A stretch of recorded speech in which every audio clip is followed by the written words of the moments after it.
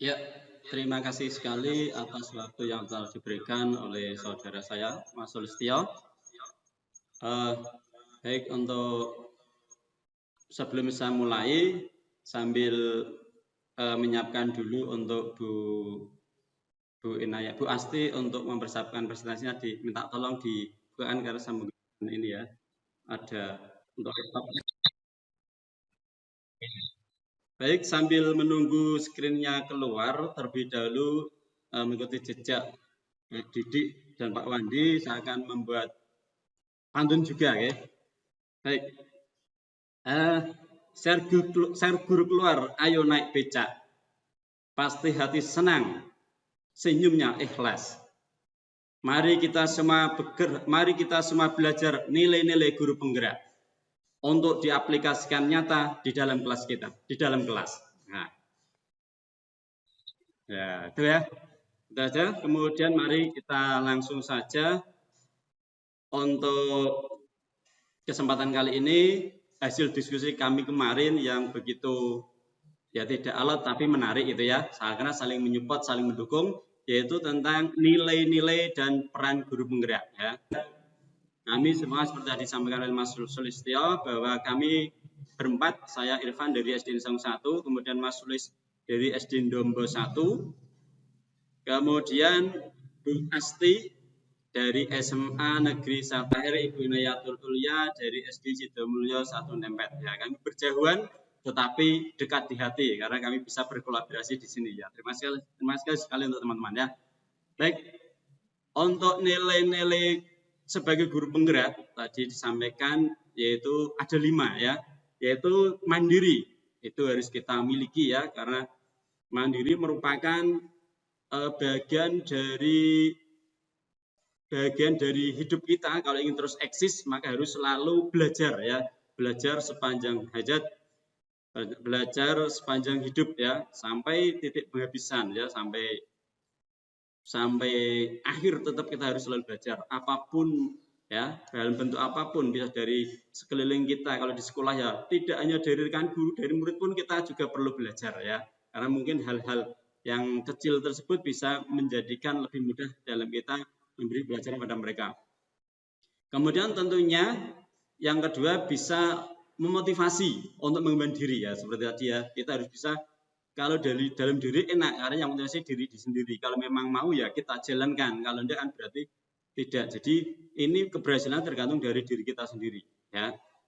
Yang terpenting kalau kita ingin mau berubah menjadi ke arah yang lebih baik, berarti harus selalu belajar, karena zamannya berubah, kita pun harus mengikuti. Kalau zaman dulu kita belajar masih konsep seperti ceramah dan seterusnya, hanya seperti itu, buka buku dan baca. Kalau sekarang harus berubah mengikuti perkembangan ya, mengikuti IT yang ada tadi, seperti yang tadi disampaikan oleh kelompok 1. Nilai guru penggerak yang kedua adalah reflektif ya. Reflektif artinya kita kembali ke belakang untuk apa-apa yang telah kita lakukan ya.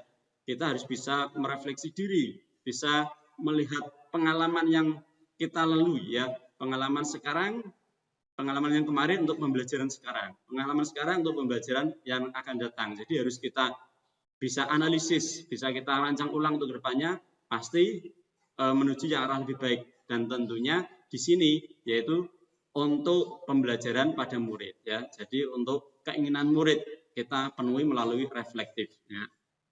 Berikutnya nilai guru penggerak yang ketiga. Yang ketiga adalah inovasi. Nah, inovasi merupakan kemampuan kita untuk meningkatkan kualitas dalam pembelajaran ya.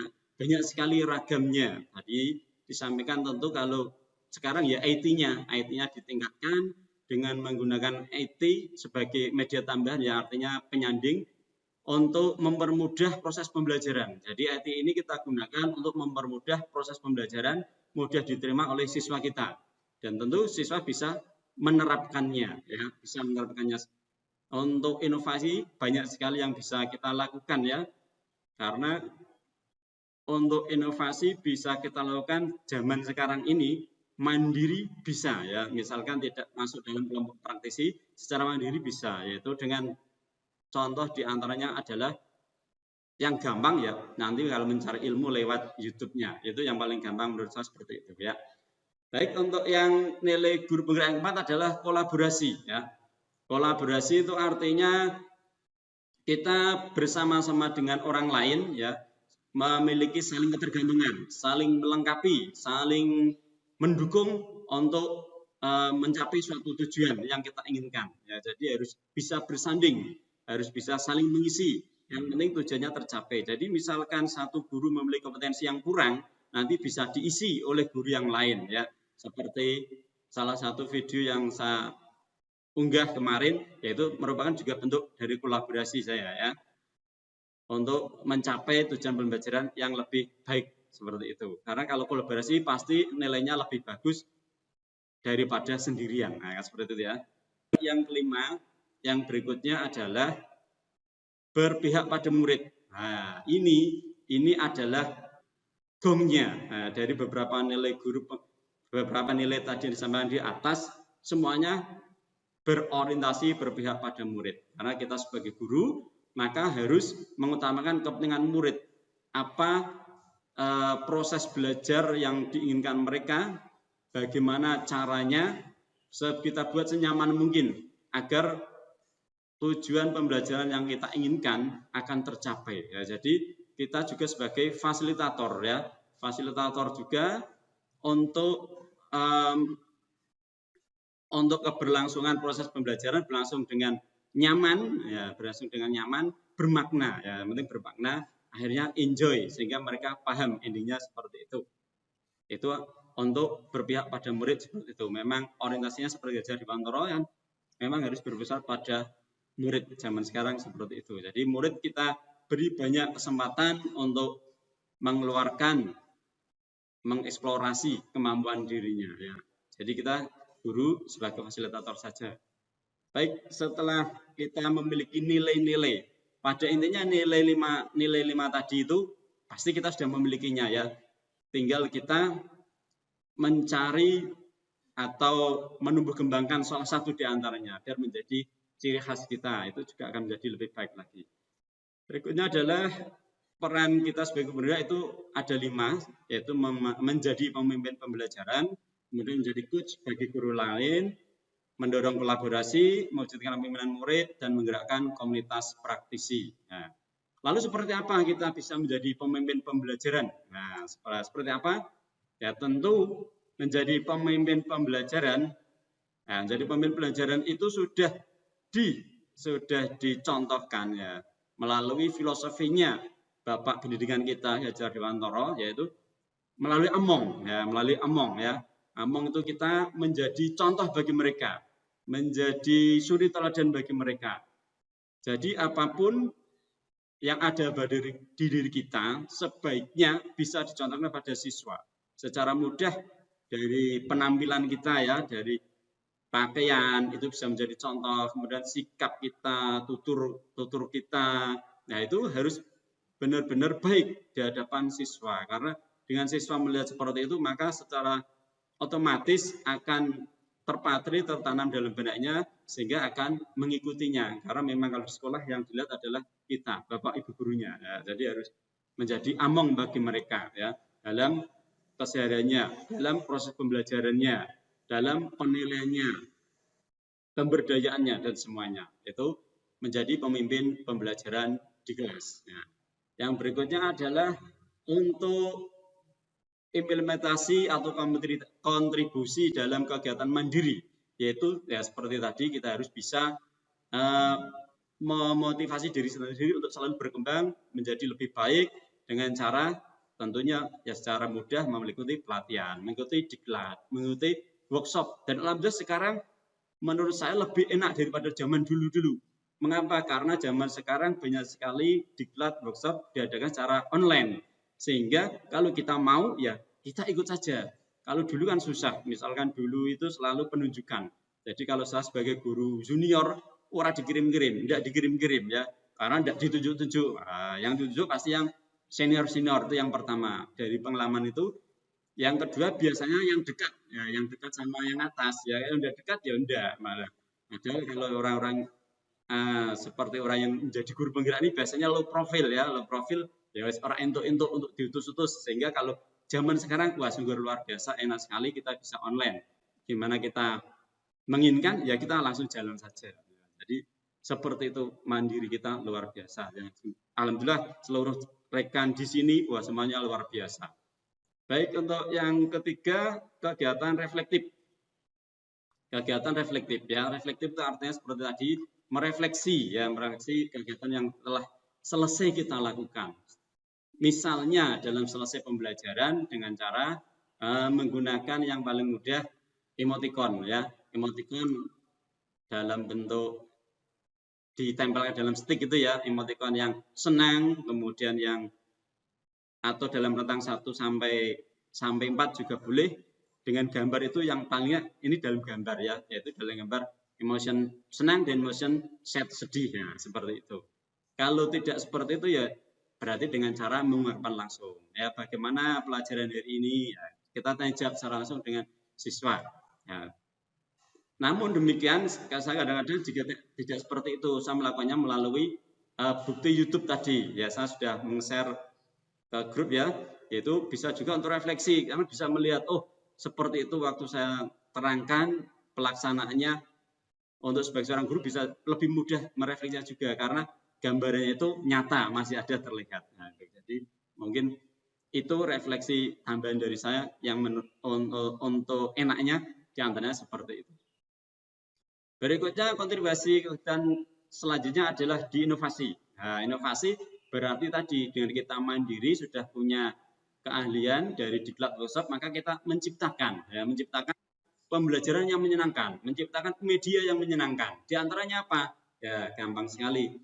Yaitu yang untuk assessment, misalnya menggunakan quizzes. Ya, namun sekarang quizzes enak sekali, tidak hanya assessment. Sudah melalui pelajaran bisa masuk ke sana. YouTube-nya pun bisa masuk ke sana. Nanti kalau menggunakan quizzes ini ya. Kemudian menggunakan barcode juga. Ya, nah ini di rekan guru penggerak kelompok kami juga sudah mengaplikasikan barcode diletakkan di dinding kelas. Ya, jadi untuk meringkas ya, artinya pembelajaran kalau dalam bentuk buku itu kan banyak sekali. Kalau barcode hanya tinggal barcode-nya saja, QR code-nya saja. Nanti tinggal di scan akan keluar ya. Jadi itu bisa jadikan nanti kalau banyak barcode-nya menjadi museum barcode. Nah, itu juga menjadi ide bagi inovasi tersendiri ya, bandingan tidak menggunakan apa-apa. Kemudian berikutnya adalah poster ya. Poster juga enak untuk menyampaikan informasi saat kala siswa mungkin dalam penangkapannya kurang jelas, bisa melihat lagi melalui poster yang ditempel di dinding. Karena poster sekarang mudah sekali pembuatannya melalui Canva ya, melalui Canva ini bisa kita buat poster yang menjadi lebih menarik lagi tampilannya. Bahkan bisa membuat komik di sana. Ya, yang terakhir adalah kolaborasi. Ya, kolaborasi ya seperti tadi, kolaborasi itu kita bersama dengan rekan guru untuk menciptakan pembelajaran yang menyenangkan. Jadi kalau dilaksanakan sendiri biasanya kalau ada kompetensi yang kurang bisa minta kolaborasi pada rekan guru yang lain. Ya. Jadi secara contoh misalnya membuat proyek yang saya buat proyek karya 3 dimensi, itu saya berkolaborasi dengan rekan guru yang lain. Kemudian untuk pembuatan ini namanya bukan pembuatan, untuk kemampuan menyanyi seni suara Jawa khusus biasanya guru senior lebih paham. Kami yang putra-putra kadang-kadang kurang paham dari suara dan seterusnya, maka bisa kolaborasi dengan guru senior tadi. Ya, yang terakhir seperti tadi saya sampaikan berpihak pada murid ya. Berpihak pada murid itu artinya kita sebagai contoh ya, seperti tadi saya sampaikan, tetap kita menjadi contoh bagi mereka yang baik di sekolah, kita contohnya. Ya. Dan yang terakhir ini adalah salah satu contoh video pembelajaran yang telah kami buat ya, yaitu ada di channel Muhammad Irfan Soleh dan juga channel-channel teman yang lainnya juga banyak ya. Jadi nanti kita bisa berkolaborasi di sini, apa yang baik bisa kita ambil. Ya, untuk penutup, guru yang hebat, guru yang hebat itu adalah guru yang terus belajar. Guru yang terus belajar, guru yang terus berkarya dan menginspiratif. Nah, guru bergerak Indonesia maju. Ya, mudah-mudahan ini semua bisa kita laksanakan dengan baik. Terima kasih. atas pernyataannya. Mohon maaf atas segala kekurangan. Assalamualaikum warahmatullahi wabarakatuh. Kembali waktu kepada Mas.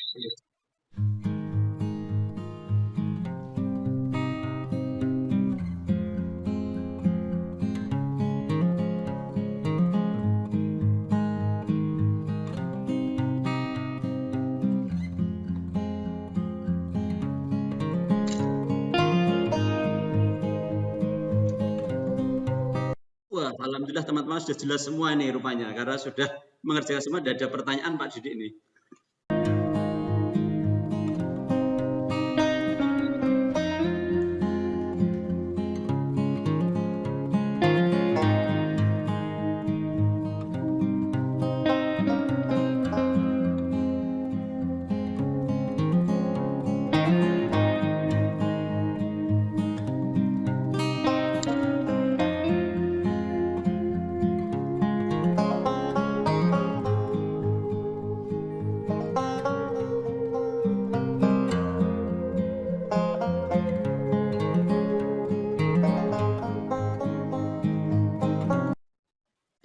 Terima kasih sekali. Untuk peran saya yang sering saya gunakan diantaranya adalah menggunakan inovasi.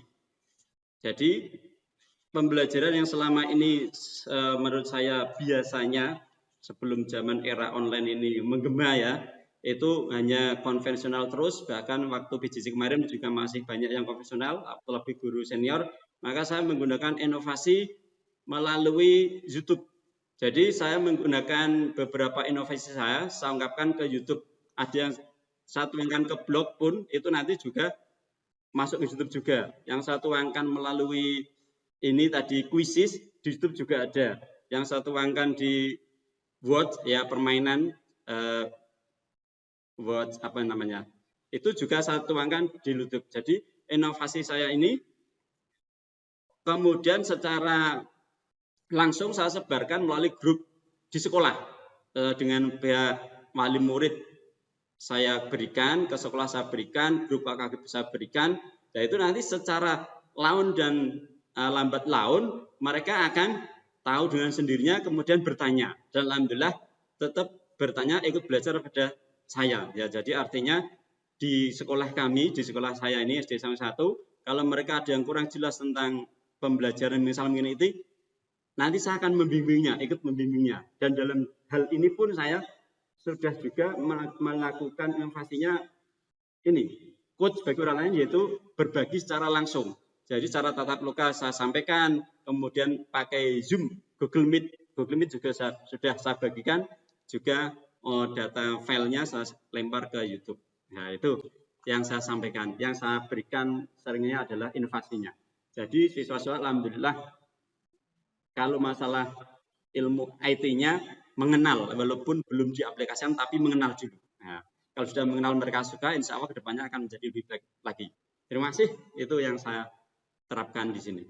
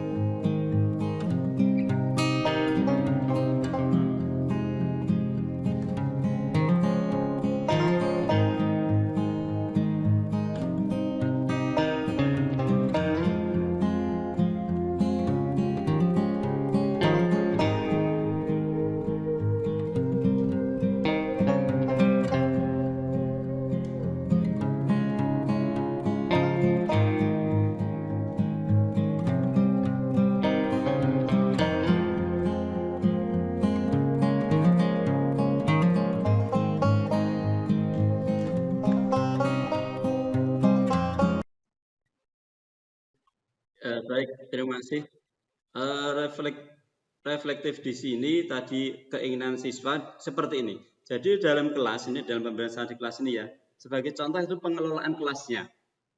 Kepala kelas misalkan minggu ini saya tata berbaris ya, kemudian saat terakhir minggu Sabtu misalkan itu ya, kayak untuk minggu depan apakah penataan kelas ini ingin berubah dan seterusnya.